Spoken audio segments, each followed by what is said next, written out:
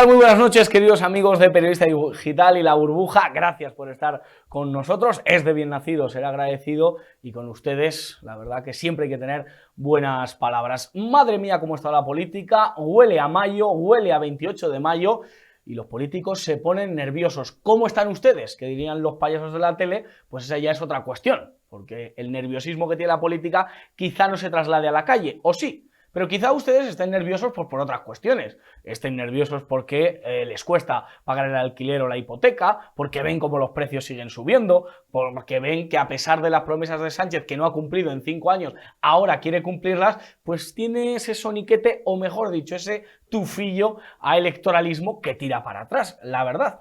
Y por eso hoy vamos a estar debatiendo, hablando sobre esta cuestión, porque Sánchez sigue prometiendo. El hombre que es capaz de seguir prometiendo sin cumplir absolutamente nada. O sea, no sé, ustedes imagínense a una pareja suya que les diga, no, voy a dejar de beber después de haber estado bebiendo durante toda la noche. Yo no sé si tendría credibilidad, no sé si ustedes se fiarían. Yo evidentemente no. Y de Sánchez, la verdad que no me fío a la hora de hacer esas promesas. No me fío que ahora vaya a hacer otras 28.000 viviendas. ¿De qué manera va a hacer esas viviendas? ¿De dónde se va a sacar el conejo de la chistera? Porque al final todo es trilerismo, todo es aquí está la bolita, nos la mueve para intentar desviar de otros casos que pueden llamar poderosísimamente la atención.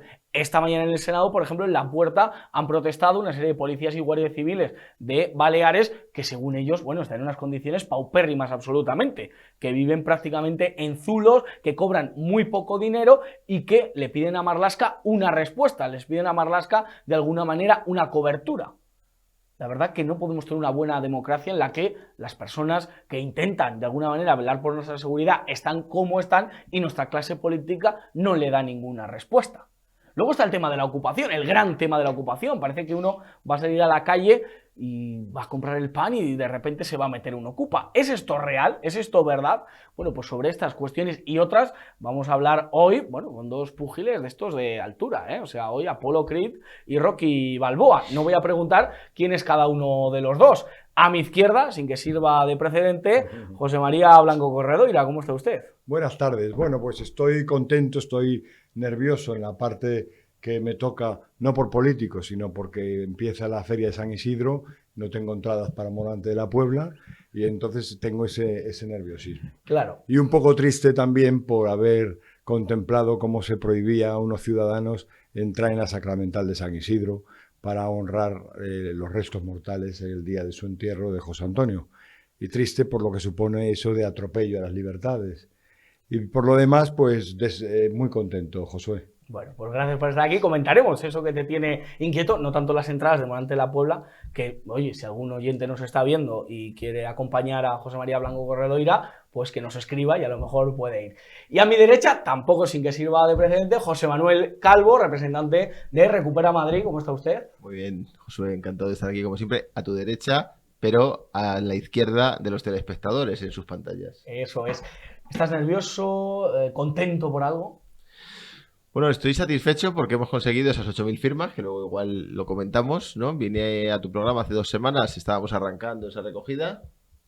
Ha sido un trabajo duro, pero hemos conseguido las 8.000 firmas para poder presentarnos al Ayuntamiento de Madrid, con Luis Cueto a la cabeza de esa candidatura de Recupera Madrid, con la que aspiramos volver a ser decisivos y volver a condicionar un futuro gobierno, ¿no? Ya gobernamos con Manuela, hemos estado en la oposición de los 4 años y queremos volver a gestionar Madrid porque, desde luego, creemos que Almeida no ha estado a la altura. Bueno, no ha estado a la altura. ¿Estás nervioso por no tener entradas para Morante de la Puebla o por no haber entrado al entierro de José Antonio Primo de Rivera? No, estoy satisfecho porque José Antonio Primo de Rivera, como ya pasó con otros criminales cercanos o artífices de lo que fue un golpe de Estado, que fracasó, por cierto, hay que recordarlo, que fracasó y por eso hubo una guerra civil de 3 años contra el gobierno legítimo de la República, el régimen democrático que estuvo operando en España entre 1931 y 1939, no olvidemos. Por cierto, un momento en el que se consiguió el sufragio femenino o la Constitución, la de 1931, más avanzada de la historia, ¿no? Pero estoy satisfecho por esa exhumación y lo de Morante de la Puebla, si tuviera mis entradas, se las regalaría sin duda a José Antonio. José María. A José María, porque no soy aficionado a los toros y de hecho apuesto, no por su prohibición, porque creo que prohibir las cosas lo que hace es generar inquietud, interés, sino por su desaparición, porque, en fin, es un espectáculo propio de otro tiempo. Yo creo que Bueno, por yo lo que le alusiones- tengo que decir a don José Manuel es que yo soy un hombre de otro tiempo, soy un exiliado en el siglo XX, nací en el siglo XX, soy un hombre que puedo vivir sin el móvil, que llego a casa, lo dejo en el armario y no lo miro hasta el día siguiente, Qué suerte. que soy paseante en corte, cronista no oficial de Madrid y observador social mediterráneo. Que he visto muchas cosas y lo que no tolero, o por lo menos no es de mi agrado, es que alguien, desde luego mucho más joven que yo, me venga a decir quién es criminal y quién no lo es. Y que me escriba la historia y que me diga que la historia de la guerra civil, que José Antonio fuera un criminal cuando es el espíritu más limpio del siglo XX español, y que alguien me pretenda decir que es un acto de justicia profanar la tumba de José Antonio. Bueno, ya está el debate Es- hecho, José Manuel. Un acto tan de justicia como cuando, si recuerdas, a su homólogo en Italia, o no su homólogo, ya le hubiera gustado al pobre José Antonio, su inspiración, ¿no? Como fue Benito Mussolini, fue colgado con las piernas para arriba en un acto de restitución de la democracia tras una criminal dictadura encabezada por, en ese Pero, caso, como digo, No, José fíjate, Manuel, yo te he escuchado la apología. A Mussolini no lo han matado de esa manera. A Mussolini no, lo fusilan. Claro, Y no, encima, digo colgado con las patas para arriba, no he dicho que lo mataran colgándolo con las piernas para arriba. Que yo sepa, cuando a alguien lo cuelgan con las piernas para arriba, eso no supone su muerte. Digo que lo colgaron con las piernas para arriba. Lo que digo es que José Antonio Primo de Rivera, como tú deberías saber si eres cronista y interesado en la historia, era un aspirante a Mussolini, era un aspirante a líder de los camisas pardas, era un aspirante a líder de los camisas negras, ¿no? Y es verdad que no pudo consumar sus objetivos, fundamentalmente porque no pudo vivir para ello. porque pero estaba en la cárcel. pero porque desde luego, el Frente Popular, el ilegítimo porque no gobierno pudo- del Frente Popular lo había porque no pudo encarcelado. vivir para ello. Es que, ¿sabes lo que ocurre?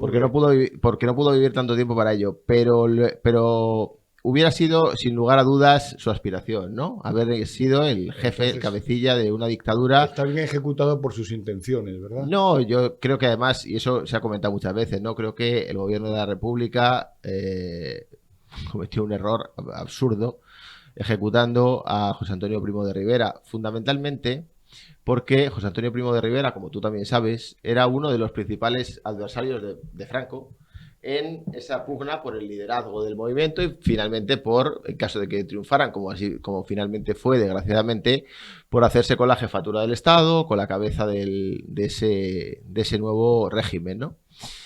Por tanto, evidentemente eso está ahí en la historia, pero creo que desde luego alabar la figura de un tipo cuyos referentes eran la Alemania nazi de Hitler y la Italia fascista de Mussolini, lo único que hace es retratarte a ti. Pero oye, Entonces tú sabrás. Bueno, yo le tú diría a don sabrás- José Manuel Tú que... sabrás a quién. Bueno, a quién usted quieres alabar. me tutea, no me conoce, pero bueno, Porque no me importa. yo soy un hombre del siglo XXI y en el siglo XXI nos Bien. tuteamos. No, bueno, se tutean los camaradas y usted no es mi camarada, por lo tanto, como quiera tratarme. No, si quieres, te trato Vamos de a usted, ver. lo que prefieras. Vamos a ver. Entonces, debo entender que Largo Caballero debe mantener su calle, que es un triste sarcasmo. ¿Por qué se ríe? Largo ¿De caballero. qué se ríe? ¿Qué es lo que le hace gracia, don José Manuel? ¿Qué Me- le hace gracia? me Que hace- yo sea José Antoniano, que, No, que, que, me hace gracia que me tus parezca mal que usted, que no Me consienta hacen que un gracia- muchacho, usted, como le dijo, Me hacen gracia tus mire, argumentos. usted, como le dijo Paco Camino a Palomo Linares, usted al lado mío es un muchacho. Es decir, que me trata sin ningún respeto, pero yo le digo una cosa. No, De con historia, absoluto- yo no le consiento a usted que me dé lecciones. Con absoluto y respeto. no hay nada más totalitario Lo que no quiere que decir que ustedes comparta tus pretendan argumentos. decirnos a nosotros quiénes son los buenos y quiénes son los Es malos. que- Porque estos ojitos ya han visto mucho. Y cuando yo nací, estos ojos han visto a Franco en persona y mis abuelos que habían hecho la guerra, cada uno en su bando. Y yo he tratado a muchos comunistas, empleados de mi padre, empleados de mi colegio, que hicieron la guerra y Creo que España vives ya en un estaba marco- reconciliada. España llegó Pero es ustedes un marco tienen que deberíamos tienen la superar, y afortunadamente prepotencia lo y la estamos soberbia superando. de querer enseñarnos a nosotros la historia y de decirnos quiénes son los buenos y quiénes A son los pesar malos. de vuestros intentos reaccionarios de que la historia no avance, fíjate, a pesar de todo eso, EPUR se mueve. A pesar de todo Bien, ello, pues se mueve. como se mueve la Franco ha salido, Sí. Primo de Rivera ha salido, y ahora lo que está pendiente es que salgan de esas zanjas, de esas cunetas, los 150.000, 320 y 150.000 represaliados por la dictadura.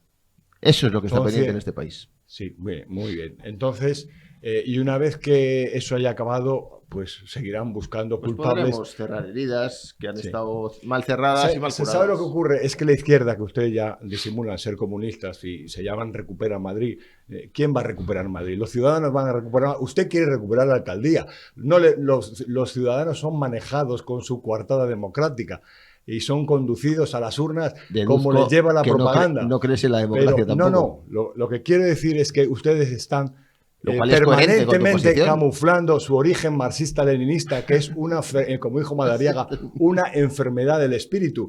¿Y sabe lo que ocurre con la historia? Que la historia ofrece unos frutos cuando ya el protagonista no está presente. Y a ustedes la historia ya les ha condenado. Lo que ocurre es que la historia es como una barrica de esas de Jerez que se va trasegando y cuyo fruto no se ofrece hasta al cabo de bastantes años. Y la historia ya ha demostrado que el comunismo y sus ideas lo único que conducen es al hambre, como en Venezuela y como en Cuba. Pero están tan contaminados moralmente que son incapaces de ver ¿Sabes que cómo identifico toda la pobreza y la miseria que provocan sus intelectual? ideas son incapaces de reconocerlas. ¿Sabes cuál es yo tengo una prueba, tú sabes que a los niños en el colegio que están estudiando matemáticas se les enseña la prueba del 9 para saber si han hecho adecuadamente la cuenta. Yo tengo una prueba del 9 para saber si estoy ante un interlocutor con fondo intelectual, con base académica, o estoy ante alguien que pretende venderse como tal, pero que en el fondo le falla ese fondo académico, ese fondo intelectual. Y es cuando alguien me llama comunista. No falla. Cuando alguien se queda sin argumentos y entonces dice... Pero si usted ha llamado criminal a José Antonio, dice, ¿cómo no le voy a llamar a usted comunista? Y entonces dice, ojo, que no os convenzan, ese es comunista. Eso ahí lo detecto. Fíjate que yo, y me ha pasado mucho, voy antes lo comentábamos fuera de cámara, a los programas de Javier Negre, es decir, no tengo ningún problema en ir a televisiones, digamos, a saltar la trinchera ideológica e ir a televisiones a debatir con gente que no piensa como yo. Josué creo que conoce mi trayectoria en ese ámbito, ¿no? Bien. Jamás se me ocurre decir a alguien, cuando no estoy de acuerdo con sus argumentos, este es un fascista, miradlo, ahí tenemos un fascista. No, porque me parecería que me estoy rebajando. Pero lo que es usted, José Manuel, un poco soberbio, porque esas risitas con las que se refería a José Antonio, con las que se refiere a mí, con las que me tutea, pues a José Antonio no me da es de maleducado, para empezar. A mí José Antonio, pero ¿no ves cómo tienes ahora ya que recurrir a adjetivos calificativos? Bueno, soberbio, maleducado. Fíjate que yo no te he dicho a ti ni soberbio ni maleducado porque trates de utilizar, por poner un ejemplo, pero... decir, oye, José María, te noto un poco soberbio utilizando así un lenguaje un poco alambicado para aparentar ante los oyentes que eres una persona culta y leída, que luego sin embargo alabas la figura de un tipejo como José Antonio Primo de Rivera. Aquí el primer tipejo eres tú, Pero el primer tipejo, el primer muchacho, usted es el primer muchacho. Fíjate que José Antonio no tiene usted por qué insultarlo de esa manera. Que yo, vamos, usted es un tipejo. Un tipejo. Ahí lo tienes. Ahí lo tiene la audiencia. Sí, ahí lo tiene la audiencia. Sí. Los argumentos, vamos a argumentos se te acaban. Vamos a intentar. Es que no tiene por qué insultar a José Antonio. Mira, hemos tenido aquí en esta casa el lunes. Ese día será cuando he perdido los argumentos. El lunes hemos tenido aquí un debate. Encima se ha estado riendo de mi preparación intelectual. El lunes, María, es decir, el lunes ¿qué me conoce? ¿Usted qué ha leído de mí? ¿Ha leído algún libro mío? He hecho un cuestionamiento en base a tus argumentos. Vamos a bajar un poco. Ya les dije que hoy había dos púgiles. Hay gente que escribe libros muy malos, también hay que decirlo. No es el caso de José María. Ha leído algo. José María Blanco Corredera es un excelente escritor. Yo doy fe de ello porque le leo habitualmente y de verdad que es un gusto pero tenerle. dice que pretendo aparentar una cultura que no tengo, lo ha dicho. Sí, bueno, he lo ha dicho dicho. que yo Vamos a podría bajar criticar tal. los argumentos alambicados, el lenguaje alambicado que utilizas para En aparentar este algo. programa no creemos que José Antonio Primo de Rivera sea un tipejo. El lunes estuvimos analizando su figura y aquí lo dije yo expresamente y lo analizamos. Una persona que pudiendo ser un señorito, pudiendo estar acomodado, poder ser un abogado de prestigio, se la jugó por muchachos, por chavales a los que estaban masacrando en esa España de los años 30 y acabó donde acabó. En Pero una fosa común, déjame hacerte una pregunta, acabó donde Josué. acabó y por lo tanto creo que le vamos a tener respeto como figura histórica. Pero José déjame Manuel, hacerte te una animo a pregunta. que un día vengas a debatir, No, y a José María igual, sobre la figura de José Antonio. Pero vamos a avanzar, Pero vamos a déjame, avanzar este debate. Solo por cerrar el debate, lo prometo. Sí. Y solo es una pregunta para que la audiencia se lo cuestione. Sí. ¿Cómo se llamaba el movimiento, digamos, que encabezaría José Antonio, el movimiento homólogo, análogo, como queramos llamarlo, al que José Antonio Primo de Rivera lideró de forma indiscutible en España, Pero es un absurdo, en la creo, Alemania nazi o en la Italia fascista? Pero ese es un debate también un poco de bajo nivel, porque buscar analogías en Europa creo que sucedió, Bueno, él fundó Pero un si es partido que en no llego- concreto. yo no llego a ese punto, yo no llego a ese punto. Yo lo que he dicho desde el principio es que yo no consiento, menos a una generación como la que viene, atropellando, es que diga que debe prevalecer que malo es el general Muñoz Grandes y bueno es Largo Caballero. Eso es lo que a mí me parece una imposición y absolutamente una tropelía contra el sentido común, porque si vamos por el espíritu de la reconciliación, reconozcamos que en la guerra hubo buenos y malos en los dos bandos. Por lo tanto, si se trata de juzgar a unos, a los otros habrá que juzgarlos también. Pero es que ahí cometes un error de partida, José María, y es que la guerra no sucedió porque un día, como dijo Feijóo, nuestros abuelos empezaron a pelearse. Un día mi abuelo y tu abuelo se enfadaron y empezaron a darse garrotazos y extendieron esa batalla a garrotazos por todo el territorio. No. La guerra empezó porque hubo un golpe de Estado. Me lo vas a explicar. Que fracasó. ¿no? Me lo va usted a explicar. Y por lo tanto, muchacho, cuando ¿cómo hay empezó un la guerra? golpe de Estado contra un gobierno legítimo de la República, porque yo entiendo Legítimo, tiene que el poner régimen, legítimo sí, a pesar de las un fraudulentas gobierno elecciones del Frente legítimo Popular. de la República, Sí. un gobierno legítimo de un régimen democrático como era la República, como fue la República Española, la segunda entre 1931 y 1939. Eso fue un régimen legítimo, democrático, por cierto, donde supongo que los oyentes lo saben y tú también. Hubo 2 años de gobierno conservador, de gobierno de la derecha, por lo tanto, porque siempre identificáis la República como un gobierno de izquierdas, de rojos, de tal. No, Contra el que se sublevó contra el que sublevó Indalecio Prieto y la izquierda. Pero Contra en cualquier caso, la guerra que no fue gobernó 2 años el movimiento. y que perdió las elecciones con el Frente Popular. El movimiento Sí. lo dijo el general ¿Y Mola, qué? que es el director del movimiento y el que acuñó la palabra. Era un movimiento no contra un régimen, sino contra el gobierno del Frente Popular. Bueno, un día hacemos un golpe especial contra un gobierno democrático, legítimo. Manuel, un día hacemos- Diga usted democrático, elegido diga usted por las democrático urnas. cuando se quemó Sí, una iglesia un cada día en gobierno esos 5 meses que van desde el legítimo y 16 de marzo del democrático, 36 al salido 18 de de las julio. urnas, No- por mucho que os duela. Fue un gobierno No, legítimo. más les duele a democrático, ustedes salido porque de las porque Vamos- quien ganó la vamos guerra a- fue vale. Franco, gracias Venga, a Dios. Tengo que pitar como un árbitro. Quien además, ganó la guerra fue Franco, gracias a Dios. hoy llevo atuendo de árbitro de béisbol. Entonces, realmente, un día hacemos un programa histórico y hablamos de la Segunda República. Me parece, de verdad, un tema apasionante. Vamos a irnos a la actualidad y entonces así pues seguimos debatiendo. Hoy ha habido sesión de control al gobierno. Hoy ha habido, pues Sánchez explicándose, la oposición preguntando y el gran tema, sin duda, ha sido el de la vivienda. Vamos a escuchar a Pedro Sánchez Pérez Castejón. La verdad es que es bastante curioso la falta de argumentos que ustedes tienen a lo largo de estos 4 años de oposición. Solamente se basan en la descalificación, en el insulto, en el bulo, en la desinformación y en el ruido.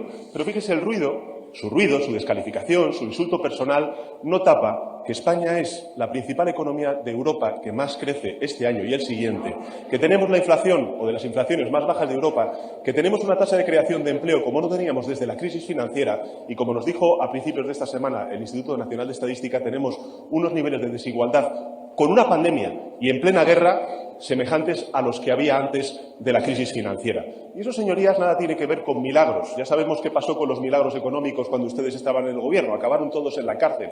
Esto tiene que ver con que este gobierno gestiona mucho mejor la economía que ustedes. Y ustedes eso no pueden soportarlo.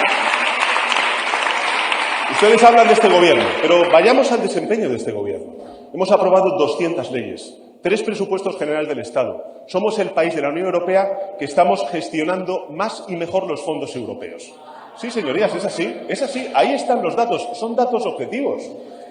Esta semana vamos a aprobar la primera ley de vivienda de la historia de la democracia. Y ustedes han dicho que van a votar que no, e incluso que van a recorrerla ante el Tribunal Constitucional. Y yo le pregunto, señoría, ¿a usted qué le molesta?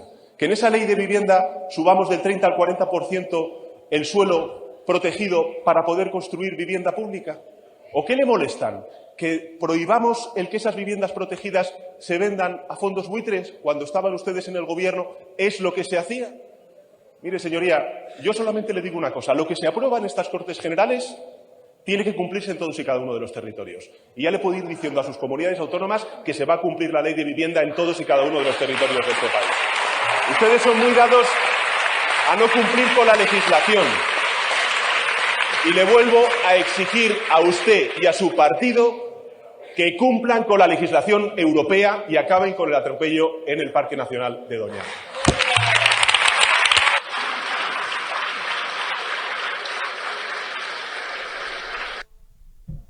Bueno, les pido perdón, que es culpa mía la calidad de la imagen, que parece una sesión de control de cuando Pío Cabanillas estaba en el Consejo de Ministros, pero realmente ahí ven a Pedro Sánchez. Me ha llamado poderosamente la atención la manera con la que en el pasado nos hablaba de una manera loable de la cogobernanza y de confiar en las comunidades autónomas, y ahora ataca de alguna manera, y con esa chulería que le caracteriza, el hecho de que él va a ser el que va a llevar la ley de vivienda. José María Blanco Corredoira, ¿este Sánchez qué le parece? Un impostor, que es lo que ha sido siempre y lo sigue siendo. El de hablar de que va a hacer la primera ley de vivienda de la democracia, cuando él sabe que la ley de suelo, que el suelo es una competencia transferida, y que cuando Felipe González pretendió aprobar la ley de suelo se encontró, como ha sucedido en otras ocasiones, con que el Tribunal Constitucional tuvo que derogar la mayor parte de la ley porque ya todo estaba transferido a las comunidades autónomas. Me parece obsceno que se hable de vivienda cuando se ha permitido que Campamento, desde hace más de 20 años, yo creo que de la época en la que Bono era ministro de Defensa, haya quedado como algo peor que un solar. Es decir, yo que he sido abogado de personas a las que a lo mejor pues les sancionaba el ayuntamiento por tener un aire acondicionado dando a la calle Avenida del Mediterráneo, que sin duda era un aire acondicionado que estaba feo y contravenía la ordenanza, pero ¿qué ordenanzas, digamos, del buen gusto se están contraviniendo desde hace 20 años con esos solares, con esa entrada patética de la carretera de Extremadura, todo lleno de pintadas, todo derruido, con ocupas? Es algo tan feo, tan siniestro para Madrid. Yo no soy político, por lo tanto, la visión que doy es, como diría José García Nieto, la de un mirador, la de un observador. Y tampoco estoy preparado para este tipo de debates con un político profesional, y que luego que me disculpe si le he faltado al respeto, porque no estoy acostumbrado. Pero tengo una visión distinta de las cosas y por lo tanto me resulta obsceno este juego de trileros en el que ahora es Doñana, ahora es la vivienda, ahora no, y uno, pues, como no sigue la información al punto, al bote pronto, sino que se dedica a leer algo, pues tiene un juicio con respecto a ese mayor plazo, ¿no?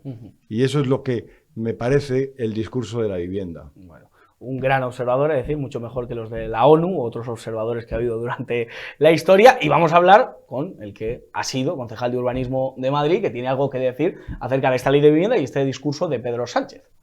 José Manuel Calvo. La ley de vivienda es necesaria y os voy a contar por qué es necesaria esa ley de vivienda. Yo, como me honro de ser un heterodoxo, huyo de los mantras, huyo de los lugares comunes y de las fórmulas mágicas. La derecha tiene una fórmula mágica para resolver el problema de la vivienda, que es construir más oferta. Eso se ha demostrado que no es correcto. Os recuerdo la época de la burbuja, donde año 2004, 2005, 2006, que no era este programa, 2007, sino era otra. no era la burbuja, era la otra burbuja, Josué, la burbuja inmobiliaria. Sí.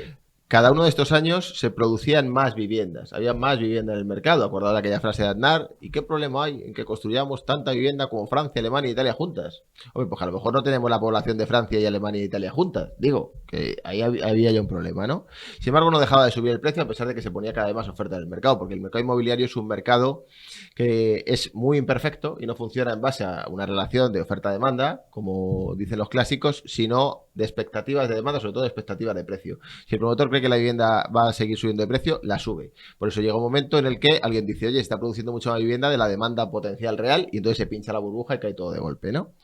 Tampoco creo exclusivamente en la regulación, como plantea determinada izquierda, que regulando, como decía Lenin, oye, yo no se acaba con el hambre por decreto, ¿no? No se acaba con el precio, con la subida de precios por decreto. Pero creo que hay que hacer una combinación de las dos. Hay que mantener una oferta razonable, lo más ajustada posible a la demanda real o a la demanda potencial, y hay que regular. ¿Regular qué supone? Regular supone establecer reglas para que el mercado, para corregir las disfuncionalidades del mercado inmobiliario, que es muy disfuncional. Y por eso me parece que la ley es útil, porque la ley establece, digamos, unos instrumentos muy genéricos que hay que aterrizarlos después en las competencias autonómicas, por supuesto, y en las competencias municipales, que también tienen en esta materia, para regular los mercados inmobiliarios. Sobre todo allí donde hay un calentamiento de precios. Porque si yo quiero regular el mercado inmobiliario en Seseña, alguien me dirá, ¿para qué? Si en Seseña casi te pagan por irte a vivir. Ahora, si yo quiero regular el mercado inmobiliario en una ciudad como Madrid, sobre todo en la Almendra Central, pues tiene todo el sentido. Y una última reflexión. Ese mantra de regulando sube los precios, no. Allí donde opera el mercado libre es donde están subiendo los precios. Hay que regular para intentar estabilizar. Y os pongo un último ejemplo. Las mascarillas. ¿Os acordáis cuando había escasez de mascarillas al inicio de la pandemia?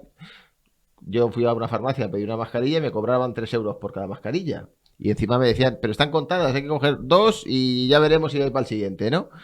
Se estableció un tope a los precios, salió Juan Ramón Rayo, que es uno de esos liberales, pero de los de la calle, no de los de la Salle, que son los míos, y dijo, va a haber escasez y mercado negro de mascarillas. Pues ya hemos visto la escasez y el mercado negro de mascarillas. Pues con la vivienda va a pasar lo mismo. Bueno, pero en cualquier caso, la regulación en el mercado de vivienda es una aspiración o tiene características de ley franquista, porque que no estoy criticando.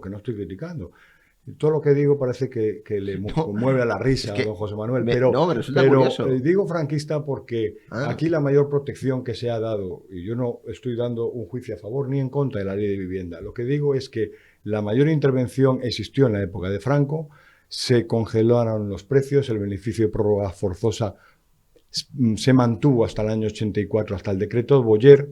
Es decir, que el sentido histórico del gobierno de Felipe González fue el de liberalizar no solamente las empresas públicas y reprivatizar y tal, sino también en la vivienda con el decreto Boyer y luego con la ley que entró en vigor el 1 de enero del 95, también una ley suya. Es decir, que quien deshizo la protección de la prórroga forzosa y la congelación de los alquileres fue un gobierno socialista.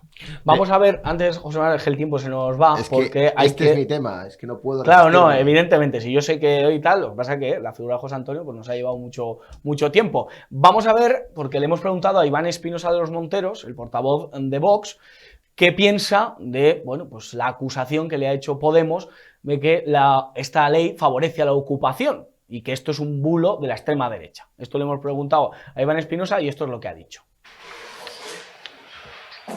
Buenos días, portavoz. Desde la formación Podemos les han atacado diciendo que la ocupación no es un problema real y que es una mentira de la ultraderecha, refiriéndose a ustedes. ¿Qué tienen que decirle a la formación morada? Gracias. Pues si no es un problema la ocupación ilegal, no tendrán ningún problema en que tomemos todas las medidas necesarias para atajar un problema que nosotros sí pensamos que existe y ellos no.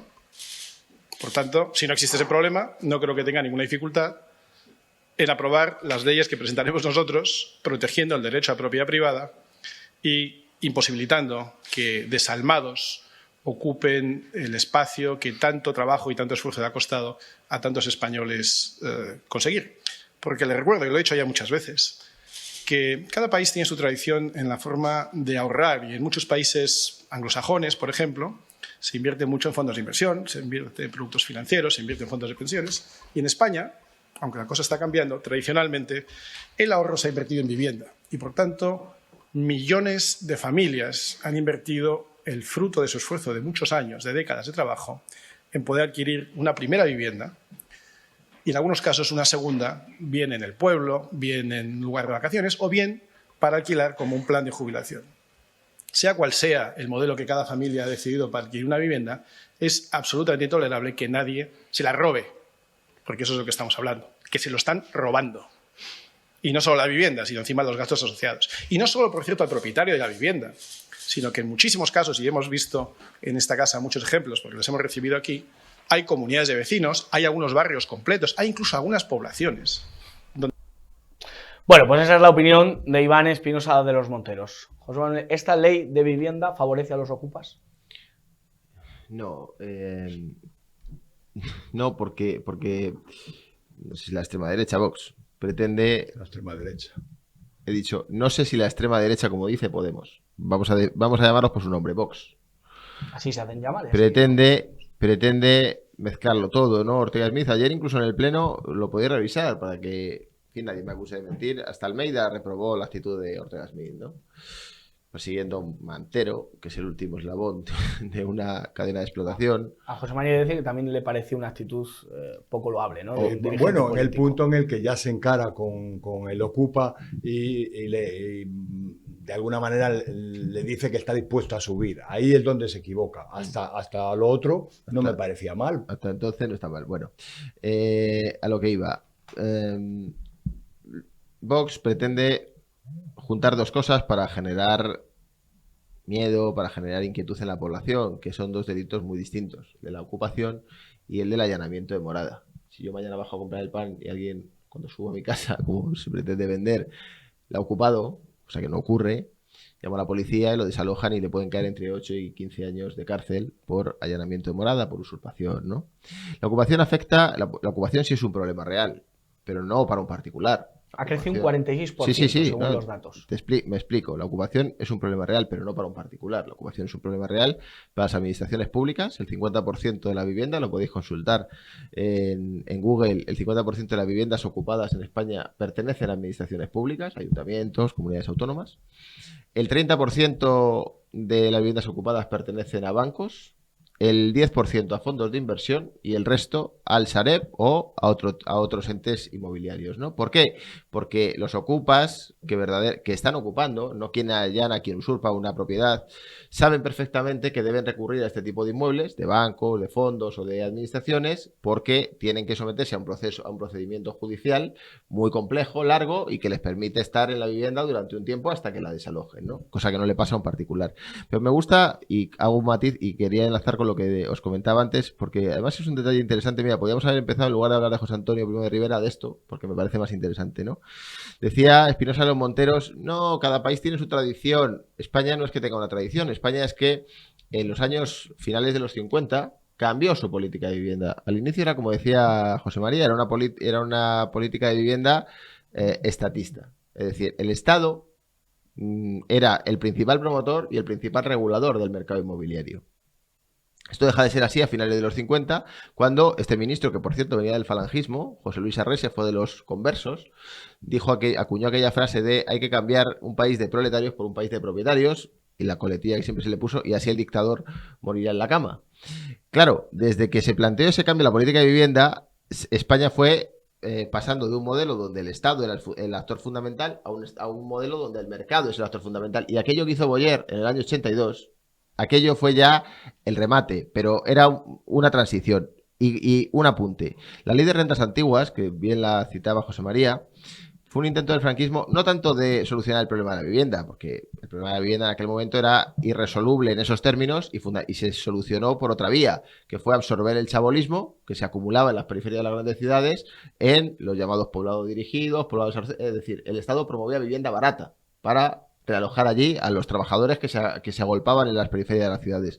La ley de renta antigua tenía un objetivo distinto, que era fundamentalmente ahogar a la pequeña clase media burguesa urbana que era republicana, para impedirles obtener una rentabilidad razonable por unos inmuebles. Y Eso es ahogarla una de esa barbaridad forma. lo que usted está diciendo. Y así... Pero y lo así- primero que y no se así- llama así la y ley, así que la ley ocurrió. se llama Ley de Arrendamientos Urbanos de 1964. Conocida como Ley de Renta Antigua. No, bien. Conocida pero- para nuestros sí, espectadores. Sí, bien. José vale, María. Bien, pero... Pero vamos, si quieres, por eso te pero decía es eso que del lenguaje alambicado. uno de los grandes logros del régimen de Franco es la vivienda. Por muchos motivos. Primero porque la clase trabajadora accedió a una vivienda en condiciones que nunca más Forges lo estuvo explicando, promovía el como él Estado. había comprado con 2 años de su salario, modesto salario de trabajador, una vivienda. Eso fue fruto de un tiempo, no de este tiempo. Yo no estoy diciendo si eso fue mérito de unos o de otros, pero eso promovía el ocurrió. Estado. Pero es que yo no llego Que a la intención promovía el que Estado. hubiera en la ley una intención de perjudicar a los republicanos. Está habiendo fantasmas. La realidad es que el logro del gobierno de Franco es precisamente, uno de ellos es la vivienda. Y tuvo grandísimos ministros como Utrera Molina.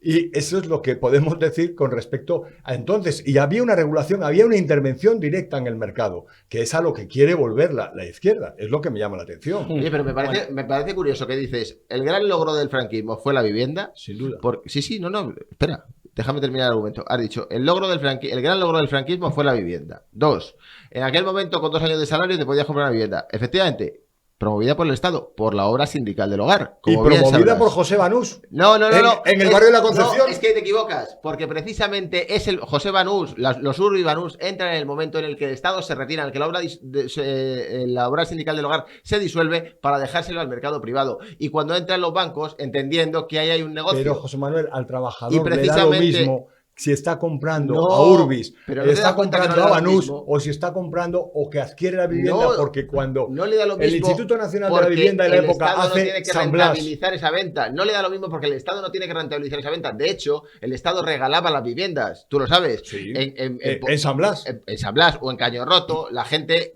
amortizaba el préstamo que le habían hecho Bien. a 30 años. Sin embargo, Banús, Urbis, como es lógico, eran empresas privadas que no podían regalar la vivienda, tienen que obtener un beneficio. Claro. Y a medida que tienen que generar más beneficio y más competidores, empieza a incrementarse el precio de la vivienda. Por eso me sorprende lo que dices. Oye, y además te lo compro. Aquella política de vivienda fue exitosa y permitió el acceso a la vivienda a una enorme población, una enorme cantidad de población que de otra manera no hubiera podido acceder. Bueno. Lo que me sorprende es Vamos. que entonces ese intervencionismo que fue tan beneficioso, ahora lo denostéis. Yo Cuando no lo ese estoy ese denostando. Yo no lo intervencionismo estoy denostando fue porque yo positivo, no fue sigo positivo. la bolita de los trileros de los políticos. Fue positivo. No, entonces a mí ahora me quieren que opine de Doñana y, Pero la y intervención- rápidamente que opine de la ley de vivienda que están pergeñando a ¿El marchas intervencionismo cambiadas. fue Yo no- positivo o no? Aquel intervencionismo fue a mí positivo. me lo parece, a mí me Perfecto. lo parece, porque Claro. y yo como José Antoniano No hay unas considero palabras. que la vivienda y que hay que dar una protección a los trabajadores y a las clases desfavorecidas, sin duda alguna. Y Eso tú sabes que que quede en bien aquel claro. momento el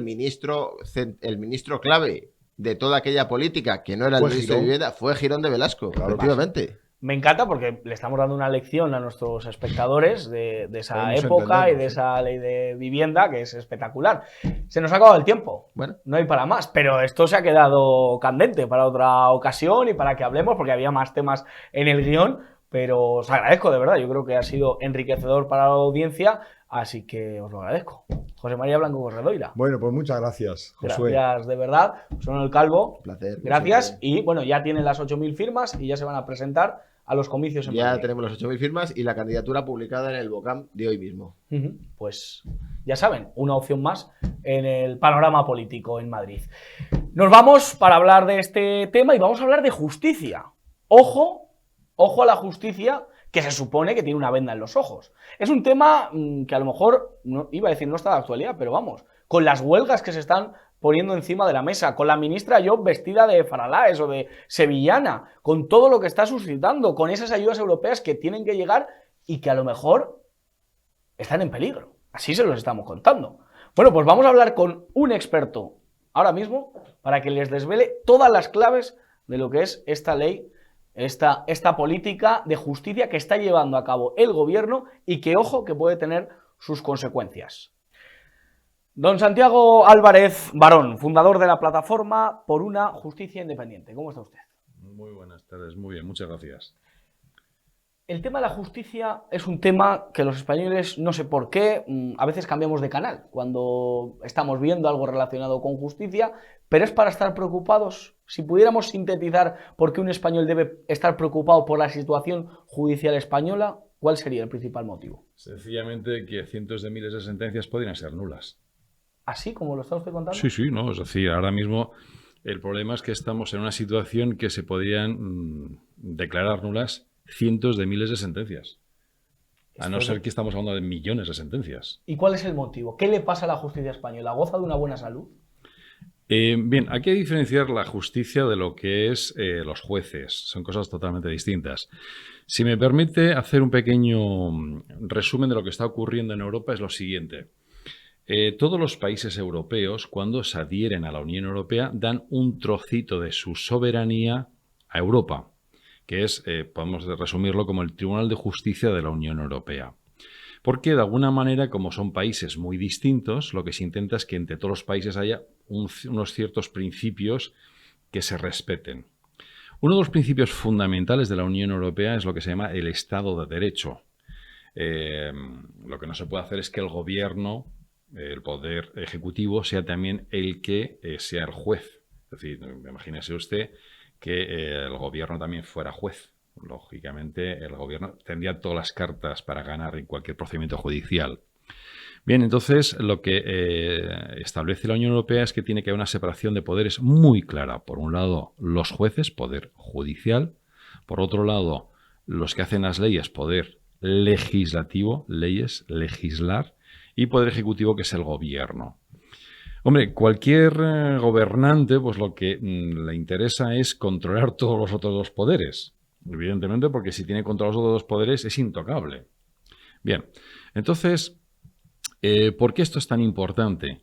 Porque si de alguna manera alguno de los países europeos tiene alguna ley que no es muy conforme al espíritu de la Unión Europea, al acta del Tratado de la Unión Europea o de los principios europeos, pues cualquier ciudadano puede denunciar la situación ante el juez del país, que lo tiene que elevar a Luxemburgo, al Tribunal de Justicia de la Unión Europea.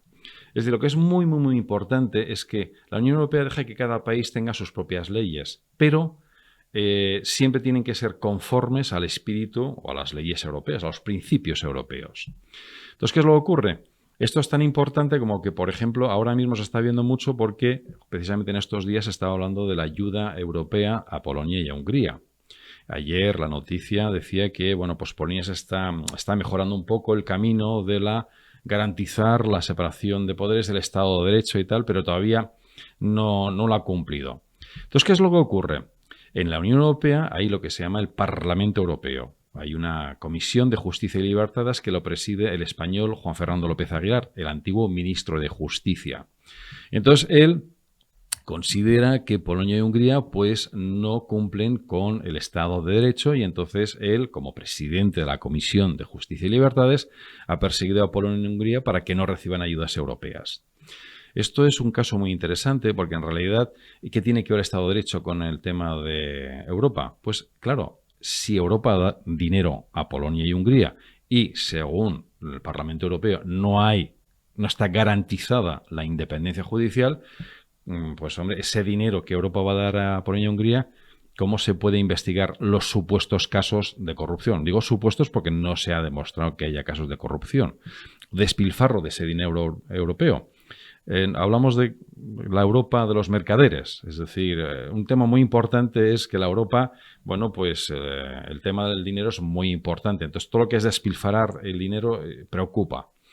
Bien, ¿esto qué tiene que ver con España? La pregunta que le voy a hacer a don Josué es, ¿le parece bien que un país que no cumple con el Estado de Derecho se le suspenda las ayudas económicas? Porque, lógicamente, un ciudadano, bueno, Europa no puede verificar si de verdad se está empleando bien ese dinero. Es evidente que no podemos tener un gobierno que esté tratando la justicia como la está tratando y que encima quiera recibir dinero cuando la Unión Europea no tiene las garantías para saber, oye, cómo se va a administrar ese dinero. En España. Entonces, ¿qué es lo que...? Claro. Entonces, ahora esto es Polonia, ¿bien? Entonces, a todo el mundo nos parece bien que si un Estado europeo no cumple con lo que se llama el Estado de Derecho, la garantizar la separación de poderes, el tener un juicio justo con jueces independientes e imparciales, pues, oiga, se le suspenden las ayudas. Vamos a España. En España, desde hace ya unos años, 19 años, hay un sistema muy interesante, que es el sistema de la comisión disciplinaria, que es una herramienta para, de alguna manera, dar correctivos a los jueces díscolos. Bien. Dentro del CGPJ, todo el mundo habla mucho de la renovación de los 20 vocales del CGPJ, Consejo General del Poder Judicial. Bien, pues dentro del CGPJ hay lo que se llama la comisión disciplinaria. La comisión disciplinaria es la que se encarga de alguna manera pues de dar las sanciones, expedientar, multar, trasladar, bueno, pues dar los correctivos a los jueces un poco díscolos, ¿no? Esa comisión disciplinaria son 7 miembros, de los cuales 4 son magistrados, es decir, que son personas que saben de qué va la historia porque son magistrados, y los otros 3 son ilustres del mundo del derecho. Una de ellas, en realidad, se llama Ángeles Carmona, y Ángeles Carmona es una secretaria judicial, que ahora se llama letrada de Administración de Justicia, y ella forma parte de esta comisión disciplinaria del CGPJ. Ella en realidad es la presidenta del Observatorio contra la Violencia Doméstica y de Género. Entonces ya empieza aquí a chirriar que un organismo esté en la comisión disciplinaria, chirría. Es un organismo que en principio se supone que está para defender a las mujeres. Observatorio contra la Violencia Doméstica y de Género. Pero, bueno, si indagamos quiénes realmente controlan o lideran, forman parte de este observatorio, está la ministra de Justicia, Pilar Llop, está el ministro de Interior, Grande Marlaska, está la ministra de Igualdad, Irene Montero, y el fiscal general del Estado, Álvaro García. Esos 4 cargos, ¿quién los nombra, don Josué? El presidente del gobierno. Claro. Entonces, el presidente del gobierno nombra 4 cargos muy importantes, que ellos controlan, forman parte y lideran el observatorio, que supuestamente está para defender a las mujeres. Parece que los nombra Marruecos también, parece, por los ceses y tal, eso ya es otra historia. Es otra historia, bueno, ahí está. Entonces, lo que es muy importante es que en una comisión disciplinaria haya un organismo que se llama... porque realmente no es el observatorio que está en la comisión disciplinaria, es la presidenta. Curiosamente, la anterior presidenta, Inmaculada Montalbán Huertas, ahora es la vicepresidenta del Tribunal Constitucional. La anterior presidenta era Montserrat Comas, que era la presidenta del Observatorio contra la Violencia Doméstica y de Género en el año 2004. Y Zapatero, casualmente en esa época, que Zapatero era el presidente del gobierno, Cándido Conde Pumpido era el fiscal general del Estado, Juan Fernando López Aguilar era el ministro de Justicia, pues Montserrat Comas también era la presidenta de la comisión disciplinaria. 2004. Entonces, desde el año 2004 estamos diciendo que la presidenta del observatorio, que en principio es un organismo que está para defender a las mujeres, pero realmente lo controla el gobierno de turno, pues forma parte, no, es que en el año 2004 Montserrat Comas presidía el observatorio y la comisión disciplinaria. Por lo tanto, desde el año 2004 esa perspectiva de género, ese feminismo, ya está dentro de la comisión disciplinaria. Si un juez no quiere tener complicaciones con la comisión disciplinaria, pues tendrá que hacerle caso a esa perspectiva de género, a ese feminismo. Hay juezas muy interesantes, casos como María Sanauja. Bueno, no vamos a dar nombres, pero hay jueces que han cuestionado lo que era la perspectiva de género, hablaban de que había falsas denuncias, bueno, pues que la ley de violencia de género pues se cargaba la presunción de inocencia, se cargaba el principio de igualdad, que los hombres y las mujeres teníamos los mismos derechos, se cargaban muchísimos principios, pero bueno, al final todos los políticos han aprobado esa ley de violencia de género y los jueces la están aplicando. Claro, entonces ahí hay una cosa que es muy importante. En la comisión disciplinaria, para decirlo de alguna manera, hay un topo del gobierno, un caballo de Troya, venga. Entonces, claro, si en un tema de familia, venga, un caso sencillo, un caso de familia, hay menores, hay una separación, contenciosa o no contenciosa, hay un fiscal que emite un informe. Si el juez no tiene en cuenta ese informe del Ministerio Fiscal, como Fiscalía es un órgano que tiene ese principio de jerarquía, el que está arriba del todo es el Fiscal General del Estado, que da las indicaciones. La pregunta es, ¿el Fiscal General del Estado, si este caso es muy, bueno, pues importante para Fiscalía o para el Gobierno, ¿puede dar algún toque de atención al juez de turno? Claro. Es que ¿Está garantizado que ese juez pueda decir al fiscal, oye, usted no es correcto? ¿Está blindado ese juez? En absoluto. Entonces, no hay independencia judicial. Eso es lo que es grave, gravísimo. Entonces, ¿qué es lo que ocurre?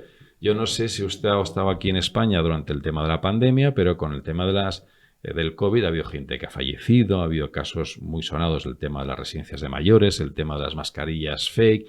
Bueno, ha habido muchísimas, que si la pandemia, etcétera, etcétera. Bueno, pues hay abogados, hay bufetes que han denunciado al gobierno. ¿Cuántas querellas presentadas contra el gobierno con motivo de la pandemia han prosperado? ¿Cuántas han prosperado? No prosperan. Porque o bien Fiscalía entiende que no es el momento adecuado, o bien el juez, pues, cuidado, insistimos, los jueces son magníficos profesionales, saben de todo, son gente muy inteligente. Pero y parece muy que el profesional. que se mueve no sale en la foto Bueno, es decir... por esa cuestión, porque en la comisión disciplinaria siempre la preside alguien que está en ese observatorio de la mujer. En la comisión disciplinaria siempre hay alguien del observatorio.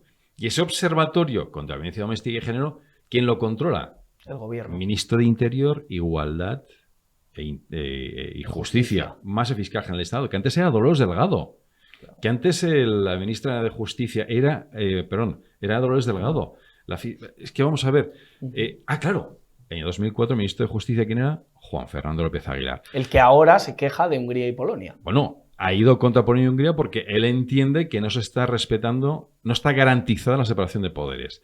El tema es muy interesante porque realmente en Polonia, cuando un juez polaco recibe una cuestión prejudicial, que es alguien que tiene unas dudas de que, oye, voy a tener un juicio justo aquí en Polonia, sabiendo que, bueno, pues entonces este ciudadano le pide al juez polaco que traslade su cuestión prejudicial a Luxemburgo, Tribunal de Justicia de la Unión Europea. Si el juez polaco traslada o da trámite a esa cuestión prejudicial, pues el juez polaco tiene un pequeño correctivo. Es decir, que de alguna manera el gobierno polaco entiende que por encima de las leyes europeas están los jueces, la justicia polaca, lo cual ahí hay un choque interesante. Y esto es a raíz de una cuestión prejudicial que se planteó en otro país, que al final, bueno, pues con esa cuestión prejudicial se utilizó para que Polonia y Hungría no recibieran las ayudas. Entonces, ¿qué es lo que ocurre?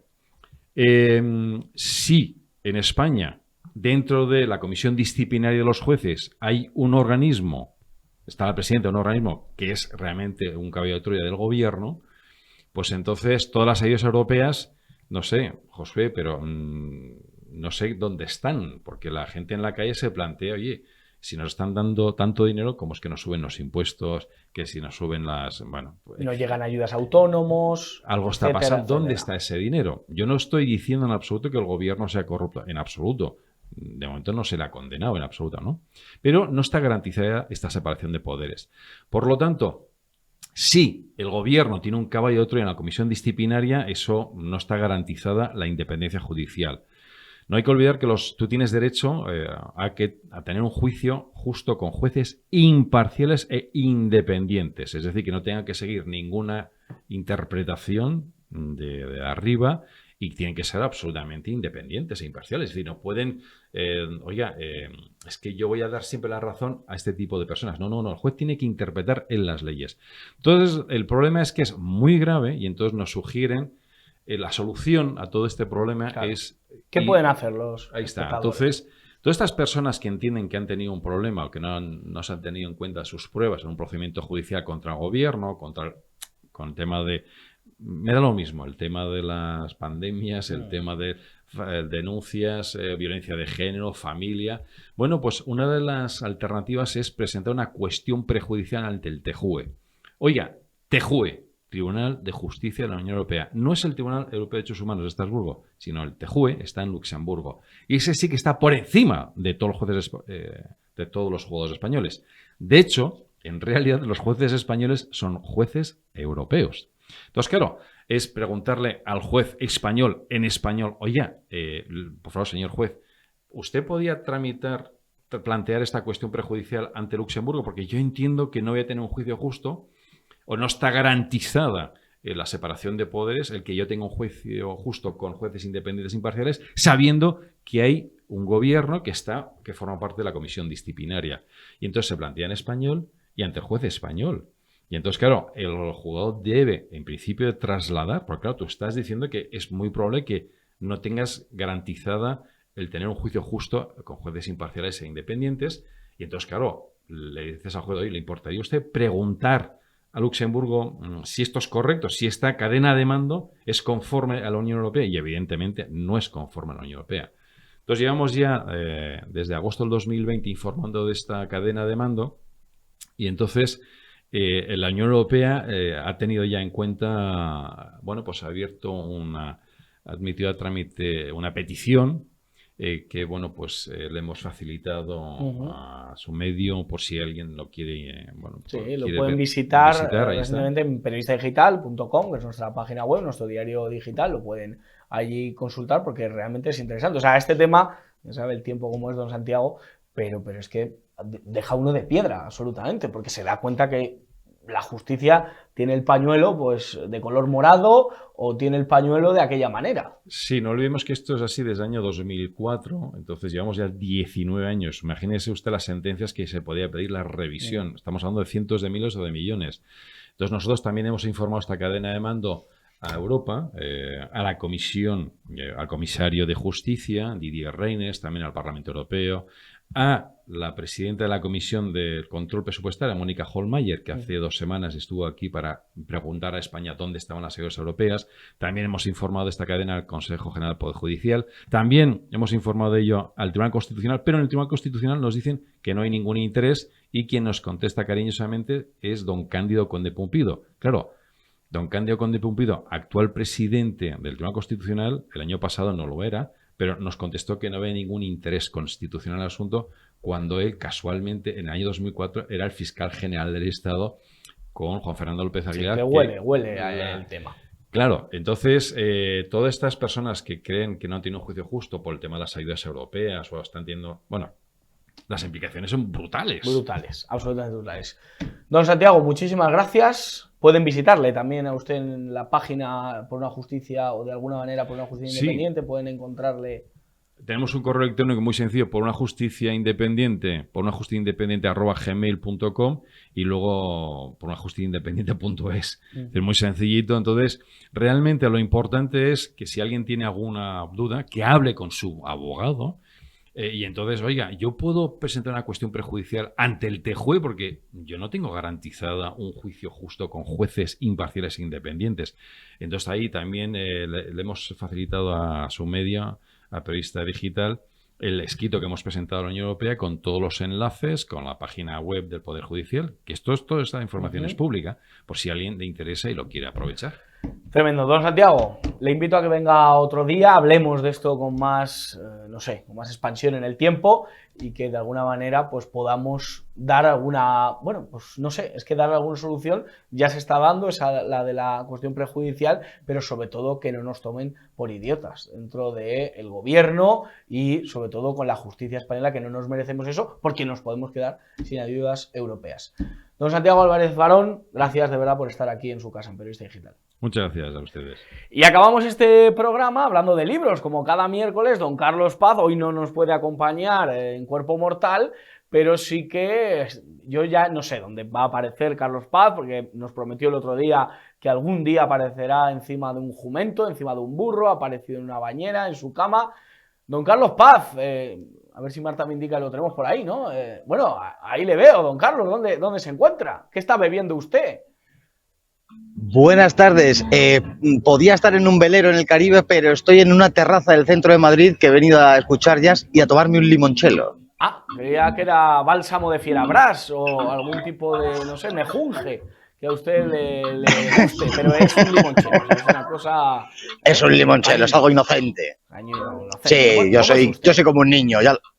Efectivamente. Dejen a los niños, ¿no?, que se acerquen a Jesús y no se lo impidan. Pues esa es nuestra filosofía. Don Carlos, así soy yo. Queremos que siga usted escuchando jazz. No sabía que usted era aficionado al jazz, pero nunca se termina de conocer a una persona. Cuéntenos, ¿De qué nos viene a hablar hoy? ¿Qué libro, qué autor, qué aspecto de la literatura viene usted a abordar en su casa, La Burbuja? Se levanta aire, pero nos da igual, iremos hacia adelante. La semana pasada intenté hablar de 2 libros acerca de ese programa nonato de la Semana Santa, hablé de uno y quedó en el cajón desastre el segundo del que iba a hablar, y ese es del que vamos a hablar hoy. El libro La Sábana Santa, estudio de un cirujano, del mejor patólogo de España que ha habido en todos los tiempos, o por lo menos en la Edad Moderna, que era José Palacios Carvajal, el cual conocí muy tangencialmente. Perdone que tiene mi ignorancia, un estudio sobre... antes de nada, explíquenos qué es un patólogo, porque yo entiendo que incluso la número 54 del PP de Madrid no sabrá lo que estudia, el ámbito al que se refiere usted con la patología. Entiendo que ese es el caso, no estudia los patos, ni al pato Lucas, ni al pato Donald. Es una disciplina médica, se encarga del estudio de los órganos, del estudio de los tejidos, del funcionamiento, de fisiología también entra dentro de ese campo, del funcionamiento, en este caso del cuerpo humano. Se lo explicaremos a esa número 54 con cariño, que siempre la trataba. Siempre. Pues explíquenos por qué una eminencia en ese ámbito, en ese campo, ha decidido escribir sobre la Sábana Santa y qué curiosidades tiene, porque sin duda es un tema apasionante. Existe la tradición, la Iglesia nos ha pronunciado, la tradición de que en Turín tenemos el Santo Sudario de Jesús de Nazaret, en el que fue envuelto después de su muerte. Estuvo un tiempo en Armenia, lo guardaron muy bien, cuidadosamente doblado, era lo que ellos llamaban el mandilion, solo la cara, pero se dio cuenta el mundo que una vez extendido mostraba no solamente el rostro, la figura de un hombre crucificado de la misma manera que fue Cristo. Cristo no fue solamente crucificado, sino que padeció una pasión especialmente brutal, esas burlas con esa corona de espinas, que no era una corona, sino que era como un casquete que le pusieron encima, con esa flagelación extremadamente violenta, con ese lanzazo que nos cuentan las Escrituras, y todo eso se refleja en la Sábana Santa. Hay un organismo, el Instituto de Sindología, porque se denomina la Sábana Santa la Santa Síndone, que estudia todo este fenómeno, este documento histórico que no deja de ser la Sábana Santa, un lienzo de lino del siglo I, en donde sabemos que por dónde ha ido pasando por las semillas que se han ido encontrando en este documento que es la sábana, y la impronta de esa imagen que no se ha podido explicar, puesto que no es producto de una quemazón, ni es producto de una pintura, ni de un tinte, ni de nada parecido. La imagen está dentro de las fibras de lino. Se sabe que es del siglo I y es sangre humana, no ha sido dibujado. Es inexplicable. Allá hasta donde han podido estudiarlo químicos, físicos, expertos atómicos, para darnos una explicación, nos dicen que ahí se produjo dentro de esa sábana algo muy parecido a una explosión atómica. Absolutamente espectacular. Me deja usted de piedra porque claro, es que encontrarse con una sábana en la que se ha demostrado que ahí no hay pintura, que ahí no hay trampa ni cartón, sino que lo que realmente es como si se produjese una explosión atómica, es absolutamente alucinante. Entiendo que esto lo han estudiado tanto personas creyentes como no creyentes, de todo. Yo animo, Marta García con mucho criterio nos está poniendo imágenes de la Semana Santa, pero que vean ustedes la imagen de la Sábana Santa, quien no ha tenido la oportunidad de verla, porque realmente es alucinante y que lea este libro, ¿verdad? Por supuesto, es plenamente recomendable, que es a lo que vengo yo aquí a hablar, un libro del cual hago un llamamiento a todo el mundo que lo lea. Este en concreto habla desde un punto de vista de la patología, de la fisiología, de cómo todas las muestras que hay en la sábana coinciden con la flagelación, con la propia crucifixión, con el lanzazo de aquel soldado que le llamamos Longinos, que no se llamaba así, con todo el padecimiento de Cristo. Y allá está donde se puede asegurar, es un hombre que murió en las mismas circunstancias que Jesús, y que Juan Pablo II dijo no en vano que, siendo esto así, era el quinto evangelio. Estaba riéndome por dentro porque recuerdo a aquella china en el zapato que era un directivo de televisión que dijo que de esto ¿qué iba a saber yo? Pues llevo bastantes años interesándome por esta cuestión y por eso recomiendo este libro. Justo iba a hacer referencia, usted me quita las palabras, pero hace usted muy bien en robármelas. Iba a decirle yo a usted, ¿qué va a saber usted de esto? ¿No? Como dijo aquel directivo, que lo que no sabía él era de otra cosa, de manejar esa empresa, ese empréstito que tuvo que llevar a cabo, pero usted se ve que sabe muy bien pues sobre este tema porque le apasiona y porque le llama mucho la atención. Sí. No sé a quién va dirigido, cualquier persona, sea creyente o no, puede acercarse a este libro, puede leerlo, puede disfrutarlo. Sí, yo creo que la cuestión de la fe, allá cuando acabe el libro, el lector tendrá una imagen u otra, pero está dirigido precisamente a todas las personas, creyentes o no. Dentro de este Instituto de Sindonología no se requiere ser creyente, todo lo contrario. En los estudios en muchas ocasiones llaman a expertos de cada campo, creyentes y no creyentes, para que el dictamen que se haga desde un punto de vista meramente científico, al margen de la religiosidad y de las creencias. Pues don Carlos Paz, termine recordándonos el título, le dejamos ya que se vaya a fumar, que escuche, no sé si estaba escuchando a Nina Simone o a qué tipo de persona, bueno, a Nina no, pero una versión de su obra en el jazz, ya un día si quieren nos habla de literatura, lo escrito acerca de ese género musical, pero recuérdenos título, autor y dónde se puede encontrar, en las librerías, en esas tiendas grandiosas que hoy en día en la que se venden libros y que ninguno de los que te atiende tiene ni idea de libros, díganos. Pues el libro es La Sábana Santa, estudio de un cirujano, de José Palacios Carvajal, y recomiendo que se vaya a las librerías especializadas, en este caso, nuevamente, puesto que es la segunda parte de aquel programa que hicimos la semana pasada, a las librerías paulinas, lo van a encontrar seguro, y no vayan, por favor, a esas grandes superficies en donde les da igual vender salchichón que libros, y desde luego huyan de Amazon. Huyan de Amazon. Yo creo que con esa idea hay que quedarse con muchas de las ideas que se transmiten, pero huir de Amazon creo que es la principal. Se tiene que hacer usted una camiseta que ponga eso.